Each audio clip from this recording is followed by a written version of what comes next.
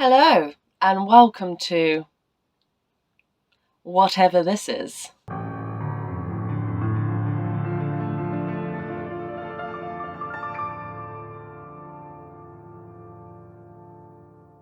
Yes, we're still doing this. Yes. Welcome back to another instalment on boat life. So as you know, the entire purpose of this new season is to take more of a historical approach. It is my love. And living on a historical boat, naturally, you become very curious. And I have recently discovered a bag of wonderful information. Now, this bag has been on here since I've moved in. The past owner, he set it aside and he said there's some interesting stuff about the boat in there. And I just never looked at it until 2 weeks ago. I wanted to explore the history of Maggie and about the first family that lived on board. I really did. I've done some digging and I've made contacts with some very interesting people, and I'm going to be sharing what I've discovered about Maggie so far over the next couple of episodes. I am. Oh, thank you. You smell like fish. This is why Mum is single. What I know so far is that Maggie was built in 1928 for Fellows Clayton and Morton. I discovered that she was paired with a motorboat called Dolphin, and she was physically pulled by this boat through tunnels and on the job. And in the 40s, she was sold to a coal company. I forget who they were. And that's what she carried. She carried coal in the 40s. I don't know if she was pulled by a motorboat during that time or whether she was pulled by horses. It did say on the information that she was pulled by horses at some point, so maybe that is... I appreciate that. I really do. In the 60s, she had an engine installed. I've recently learned that her first engine was a Lister. So the engine I have inside there is from the 60s, but it was not original to Maggie. The other boat that I know of that has an Armstrong Siddeley AS2 engine on board is a boat called Jessica. I regret to pause this episode to let you know that the name is Lindsay, not Jessica. It seems even I am human. I discovered this from talking to a lovely chap at the Black Country Museum, and he shared some really, really interesting information. In fact, he even allowed me to have a look at some of the old boats inside. So seeing that this episode is all about history of narrowboats and Fellows Morton and Clayton, it only makes sense to go and look at some traditional historical working boats. What do you think? Yeah? Let's take a look. So this is what an original cabin would look like. These guys at the Black Country Museum have been very, very nice in showing me around. Thank you very much. My nephew is very bored. But they would have been able to sleep up to a family of 4 in here, and you said that they were able, one person would have slept on the floor. Could slept on the floor, put the feet under the bed, and got a bit more space then for the taller ones. Look, all these lace plates. That doesn't feel practical, is it, really, a lace plate when you're having your gravy dinner? Nah, just for decoration, to Just make for it decoration. feel pretty. Oh, it looks gorgeous. Just like the doorknob, the bed knobs. So, is there an access? Is there a door access to the engine room? Well, no, it's a butty, isn't it? No, that's it. Okay. So, depending on whether she's a butty, and a butty is a corruption of the word buddy, so like chip butty or bacon butty, two things married together. So you find it in coal mining as well, the butty miners. I love that. Butty is means when it comes to canal boats, two things working together. So it's either a horse or 2 mules having to work with the boat, or the motorboats pulling the butties.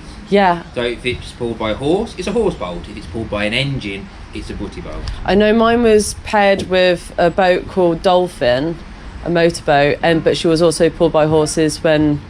Yeah, to say butties Yeah, I love that saying and butty. horse boat are used interchangeably, but generally when you go past horse boating and they're all paired. What was the boat called again? My boat's called Malvern, 1928. There's me. It's Maggie. Yeah, I think Maggie just sounds a bit nicer than More of a Malvern. nickname. Yeah. So yeah. your boat was built January, February, March, April, May, June. In July, shut up you. Your boat was built in July 1949. Oh no, there's two Malverns. Mine's 1928. Motor and butter, yes. July 1928. Is it 166? Yes. Yes, there you go. Anything he gets to find out about Malvern is a joy for me because there's only so much Google can do. There is the advantage we've got with the museum because we do have access to a lot more. Yeah. You've got the archives next door. So on a motor, yours will be called a swan's neck. So you have the rudder and the tiller, which is detachable. Yeah. But we call that a swan's neck. The Z is the swan's neck. That's what you call them. Yeah. On the butties and the horse boats, they're called allums. So you've got the rudder, the ram's head, and the tiller. This is the tiller in its moored position, so we can get in and out. When it comes to move, the tiller's Yeah, that's incredible. and then where Chris is standing now on the other side, you steer on the counter. So we're in the well deck now, and you steer on the counter. So if I'm Chris's good lady wife, you come out, and I want to talk to Chris because He's making a cup of tea at the time. This is where you would sit rather. So Chris comes back to the counter, and this is how you would operate. Oh, it's very cute, isn't it? You two look good Because together. you can't be in the well deck. Well, no, yeah.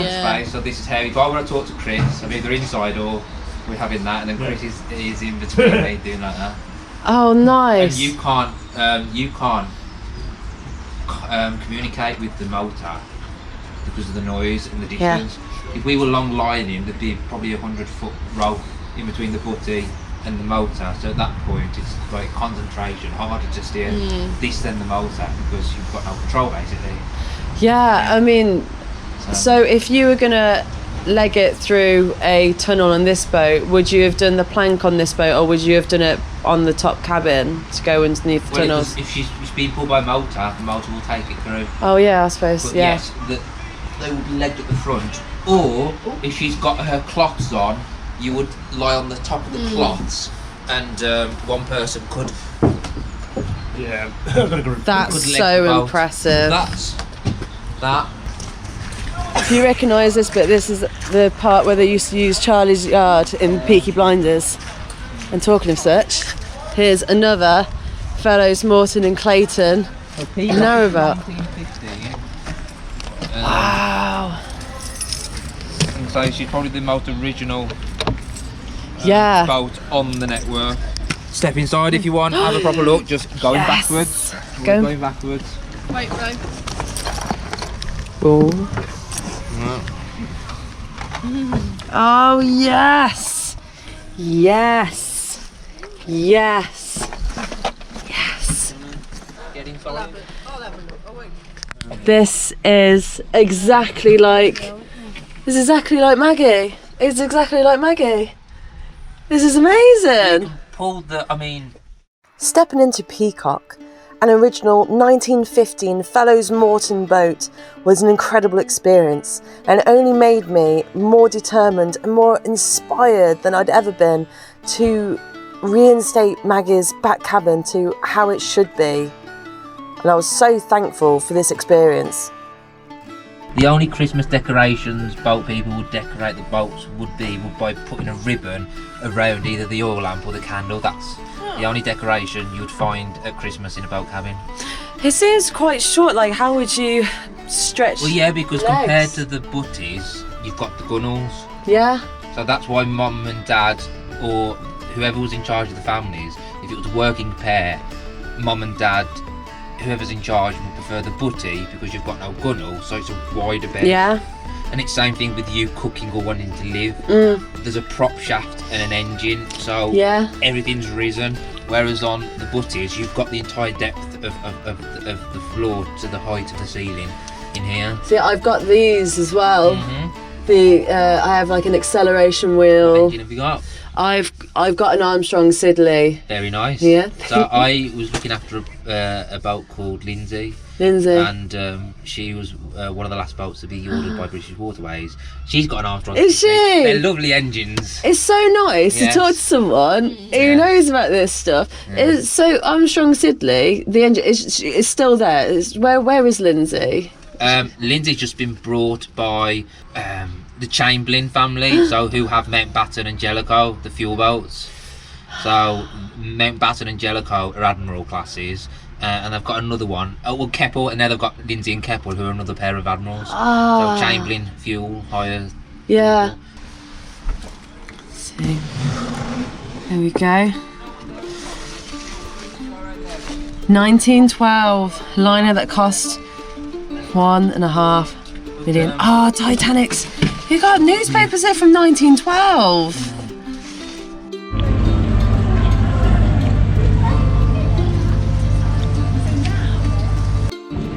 Me and my sister got a lemon bonbon now. And every time we come here, we always go to... Where'd you go, Kaylee? All the grass to the pub. To the pub. Come on then, Bob.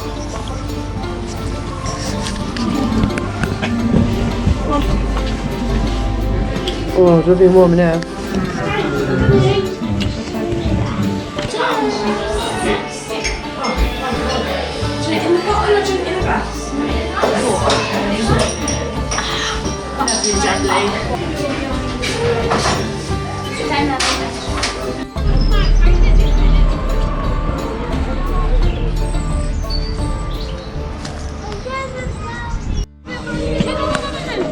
The boat's moving.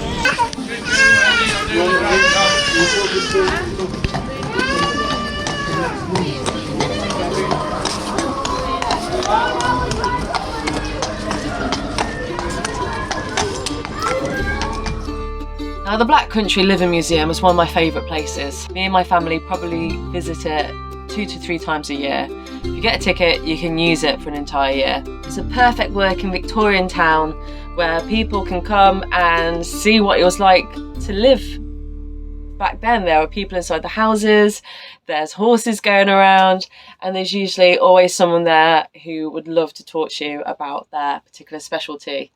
You can even have a pint. I met a guy called Sebastian, and he allowed me to take a little tour on their boats, Diamond and Peacock. I want to say Diamond is a South Midlands boat and Peacock is a Fellows Morton and Clayton boat. Built in 1915, it is reportedly the best kept Fellows Morton original boat that exists today in the UK. In my quest for discovering more about Maggie, I remembered this bag that the owner had told me about. And whilst I was looking, I found some letters. These letters, although they've been photocopied or faxed or whatever, from 1979. When I found this, I couldn't believe that I hadn't gone in this bag sooner. My own journey of discovering about the information about this boat was propelled by someone trying to do the same thing over 40 years ago. The past owner. 20th of January 1979. Dear Mr. Rees, I'm the owner of an ex-FMC narrow butty called Malvern. Since I bought her 15 months ago, I have been documenting her history and ownership. Among other things, I have found that she was associated with your motor, Dolphin. I am writing to you to see whether you have any details of the runs made and cargoes carried by these two boats. Since your boat was built 4 years before mine, the relevant period is 1928 to 1945. The latter date was the year FMC sold Malvern to Samuel Barlow. I look forward to hearing from you. Yours sincerely, D.P. Treble. I don't have the reply of this gentleman. 1st of April 1979. Dear Colin, I am glad you received my letter. It was a bit of a long shot addressing it to your boat.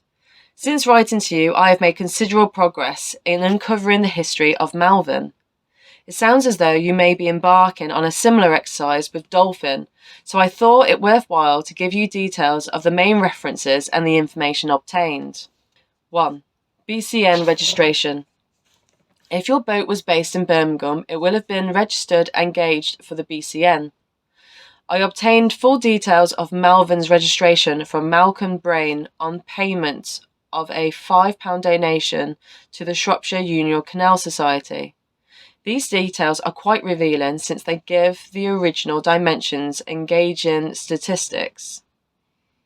Also, there is a list of the contents of the boat when she was first gauged. I hope I'm getting the right word there. 2. Ellesmere Port Boat Museum. I did not get any specific information on Malvern, but they did have some interesting information on grain and flour traffic between Birmingham and Ellesmere Port. I have reason to believe Malvern was used on this route. Act of 1877, and boats were inspected regularly. The Birmingham Central Library has some of these records, and Malvern is one of the boats mentioned here. Among the information are full details of registration, names of captains, the type of boat, and intended usage and routes. The registration certificate covered a maximum number of persons living on board. By trawling the regular inspections, some further details of change in use through the years were also revealed. These public health records are apparently deposited in a number of public libraries, so the problem is finding them. I hope you will find this information useful, and I wish you all the best in building up the history of your boat. Yours sincerely, Paul Treble. And these are the letters I have. Isn't that incredible? Finding those letters has only stirred my obsession with finding more about Malvern even further. How many captains did she have? How long did the first family live on board? What happened when Fellows Morton and Clayton dissolved in the 40s and she was sold to carry coal? Was she always pulled by a motorboat, or did she switch to horses in the 40s? Did she carry coal for 20 years until the 60s when her engine was installed? And if so, what happened in the 60s? What happened during the Second World War? Did Malvern take part in moving goods to help with the efforts in good old Blighty? And as time progressed and we moved into the 70s and the 80s, what happened then? I'm really looking forward to sharing some of the information that I have discovered about Malvern, some very, very surprising facts. And I hope you'll stay tuned for the next episode to find out. If you have enjoyed this video, please feel free to like, comment, or even subscribe. That'd be nice, wouldn't it? If you'd like to support this journey further of this obsession, discovering more about a 1920s boat. Look, I spilt spaghetti on me once. The sauce is gone. You can sign up as a patron. I'll leave a link below. Patrons get to view videos before anyone else, don't they? They do. They get to read blogs that are not released to the public, and they also get a discount on all of my painting commissions. If you'd rather support another way, you can also send me and Leela a cup of tea.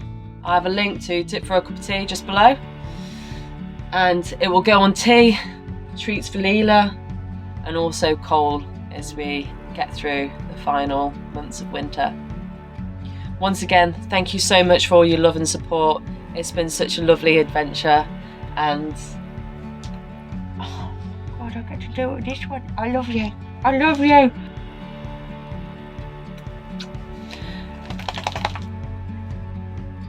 All the best.